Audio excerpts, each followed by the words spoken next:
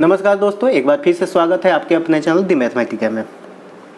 तो देखिए, हम लोग एनालिटिकल ज्योमेट्री के प्रश्नों को कर रहे थे और उसी सीरीज में ये हमारा अगला प्रश्न है। ठीक है, 63 बीपीएससी में पूछा गया था, क्वेश्चन नंबर 5 भी था और 25 मार्क्स का पूछा गया था।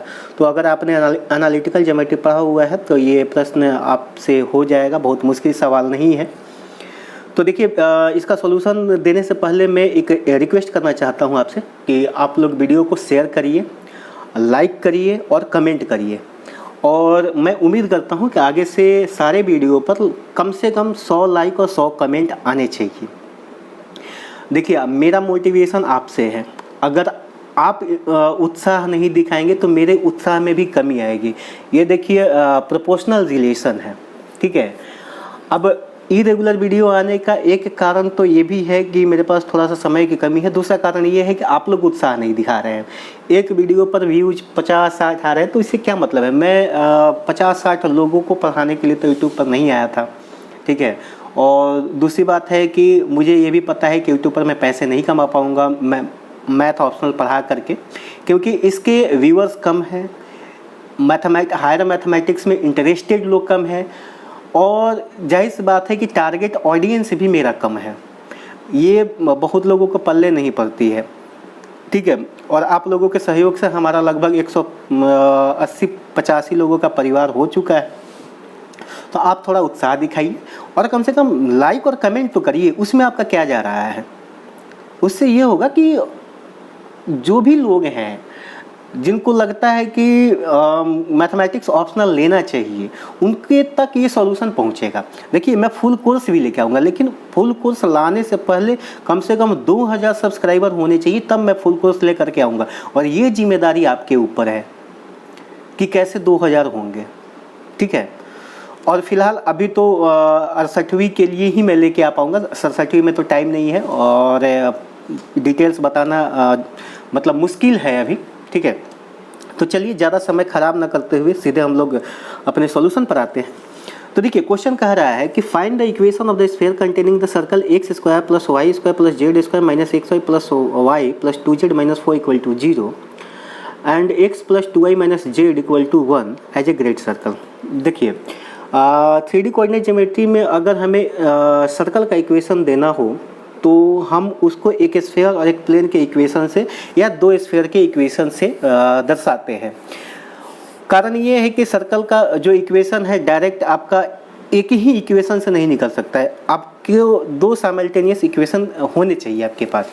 और इसका मतलब दो साइमल्टेनियस इक्वेशन का मतलब ये होता है कि दोनों जो आपका इक्वेशन है उसके इंटरसेक्शन पर जो हमारा कर्व मिलेगा वो हमारा रिक्वायर्ड सर्कल होगा।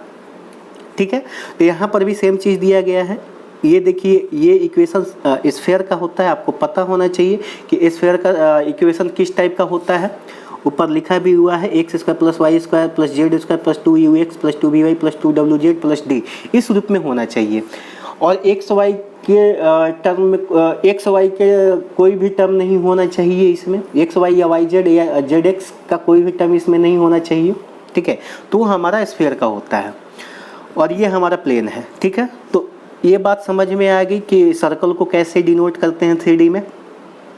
दूसरी बात कि अब इसमें कह रहा है कि हमें एक स्फीयर का इक्वेशन निकालना है जिसमें यह सर्कल ग्रेट सर्कल हो। ग्रेट सर्कल का मतलब समझिए क्या होता है। ग्रेट सर्कल का मतलब होता है कि किसी भी स्फीयर का सबसे बड़ा सर्कल। ठीक है, अब जैसे मान लीजिए कि सर्कल आप सर्कल का इक्वेशन निकालते हैं तो उसमें सबसे बड़ा लाइन कौन सा होता है, सबसे बड़ा कॉर्ड कौन सा होता है, डायमीटर होता है। ठीक है, उसी तरह से इसमें भी सबसे बड़ा सर्कल होता है।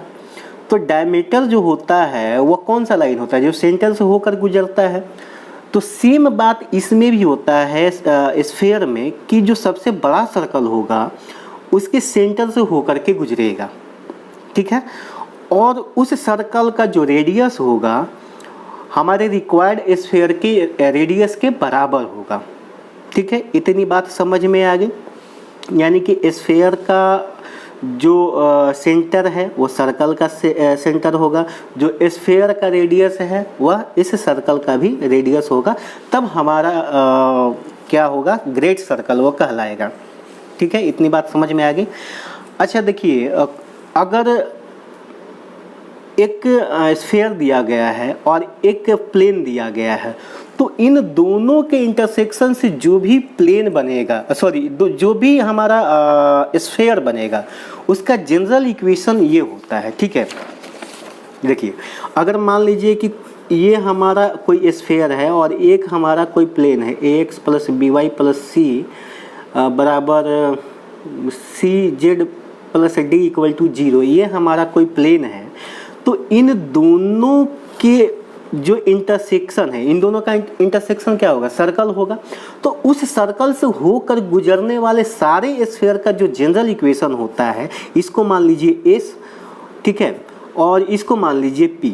ये हमारा जो है इक्वेशन स्फीयर का, इसको हम s मान लेते हैं और इसको हम p मान लेते हैं। तो इनके जो इंटरसेक्शन है, इंटरसेक्शन किस पर होगा, सर्कल पर होगा। तो उस सर्कल से गुजरने वाले सारे स्फीयर का जो जनरल इक्वेशन है, उसको हम s प्लस लेमडा p से लिखते हैं। ठीक है, और ये बराबर 0। इतनी बात समझ में आ गई कि general equation of sphere which Passage through a given circle given by this equation. ठीक है, तो इतनी बात समझ में आएगी, तो सारा खेल इसी पर है। तो यहाँ पर लिखिएगा सॉल्यूशन में कि given that equation of circle x square plus y square plus z square minus x plus y plus 2z minus 4 equal to 0। ठीक है, इसको एक मान लीजिएगा, and x plus 2y minus z equal to 1 equal to 0, इसको मान लीजिए 2। ठीक है, और यहाँ पर सीधा लिखिएगा कि we know that equation of any sphere passing through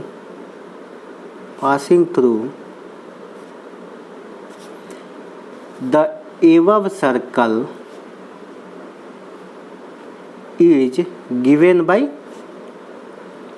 सीधा लिख लीजिएगा, ये प्लस लेमडा इंटू ये, यानी कि x square plus y square plus z square minus x plus y plus 2z minus 4 plus lambda into x plus 2y minus z minus 1 equal to 0। ठीक है, after rearranging the terms of x y z. अब इसमें क्या करिएगा कि देखिए, ये तो आपका जनरल इक्वेशन हो गया किसका, एक स्फीयर का, जो कि इस सर्कल से होकर के गुजरता है। ठीक है, तो स्फीयर है, तो इसके एक्स और वाई के टर्म को आप रीअरेंज कर लीजिएगा। ठीक है, तो हमारा इक्वेशन क्या हो जाएगा, x square plus y square plus z square. अब यहाँ पर देखिए क्या होगा कि ये लेमडा एक्स हो जाएगा और माइनस एक्स, तो प्लस यहाँ लिखिएगा lambda minus x, lambda minus 1 into x हो जाएगा। ठीक है, प्लस अब y प्लस 2 लेमडा y। ठीक है, तो आप y को कॉमन लेंगे तो क्या हो जाएगा 1 प्लस 2 लेमडा y, और उसी तरह से z को लेंगे तो 2 माइनस लेमडा z। ठीक है, प्लस 2 माइनस लेमडा z, और यहाँ पर क्या हो जाएगा -4 और माइनस लेमडा इक्वल टू 0। इतनी बातें समझ में आ गई आपको। चलिए, अब ये हमारा क्या हो गया, एक स्फीयर हो गया। इसको मान लीजिए, इसको 3 मान लीजिए और इसको 4 मान लीजिए, नंबरिंग दे दीजिए, कोई फ़र्क नहीं पड़ता है। ठीक है, तो अब किसी भी स्फीयर का सेंटर निकालने का तरीका क्या होता है, जैसे मान लीजिए कि ये एक जनरल इक्वेशन आपका दिया गया है स्फीयर का, तो इसका सेंटर कैसे होगा, -u minus b minus w होता है। ठीक है, यानी कि x का जो कोफिशिएंट है उसमें -2 से भाग दे दीजिए, सेम y के कोफिशिएंट में आप -2 से भाग देंगे तो y का कोऑर्डिनेट मिल जाएगा सेंटर का, और उसी तरह से z के कोफिशिएंट में -2 से भाग देंगे तो z कोऑर्डिनेट मिल जाएगा सेंटर का, ठीक है।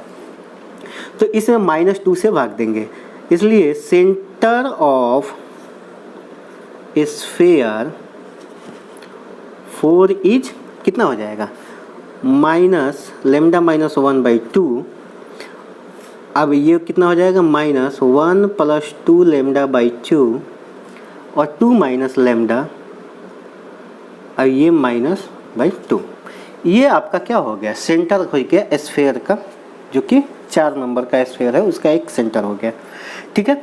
अच्छा, अब देखिए कि यह जो स्फीयर है, इस स्फीयर का ग्रेट सर्कल ये वाला सर्कल है, ठीक है। अब सर्कल का मतलब क्या है, सर्कल किस प्लेन पर लाई करेगा, इसी प्लेन पर तो लाई करेगा ना, बात समझ रहे हैं। क्योंकि आपका जो सर्कल है वो कहाँ से मिल रहा है, इस स्फीयर और इस प्लेन के इंटरसेक्शन से, ठीक है। तो इसका मतलब ये है कि आपका जो सर्कल मिलेगा वह इस प्लेन पर मिलेगा, बात समझ रहे हैं ना। तो इसका मतलब ये है कि यह पॉइंट, यह जो पॉइंट है वह भी इसी प्लेन पर हमें मिलेगा।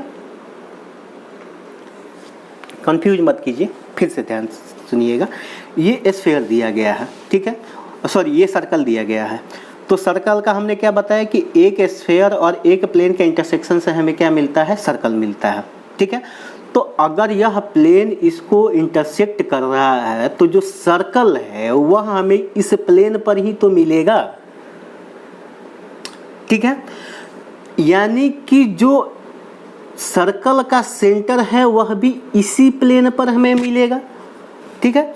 तो चूंकि इस स्फीयर का ग्रेट सर्कल है यह सर्कल, तो इसका मतलब ये है कि यह पॉइंट भी इस प्लेन पर लाई करेगा, क्योंकि सर्कल भी इस प्लेन पर लाई कर रहा है, ठीक है। तो हम इस पॉइंट को इस पर रखते हैं, ठीक है। यहाँ पर लिखिएगा कि since circle given by 1 and 2 lies on plane 2, therefore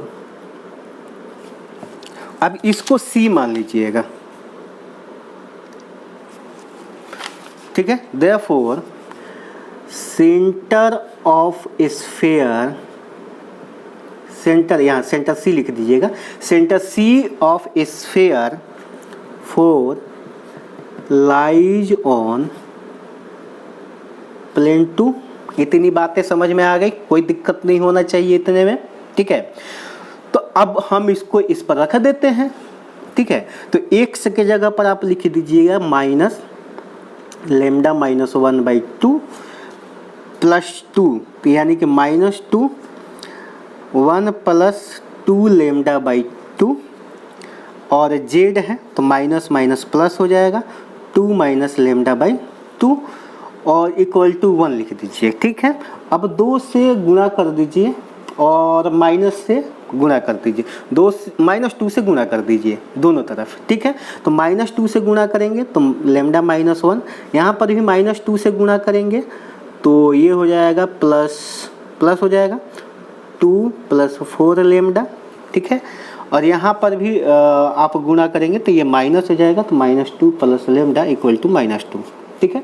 यानी कि 2 को पहले इधर से गुणा कर दीजिए फिर माइनस से गुणा कर दीजिए, तो माइनस से करेंगे तो ये प्लस हो जाएगा, ये प्लस हो जाएगा और ये माइनस हो जाएगा, ठीक है। चलिए लैम्डा कितना हो गया आपका 6λ और ये कितना होगा, 2 कैंसिल और ये कितना हो जाएगा -2 + 1 = -1, यानी कि λ = -1/6 हो गया, ठीक है। अब क्या करिएगा कि इस लैम्डा को 4 में रख दीजिएगा।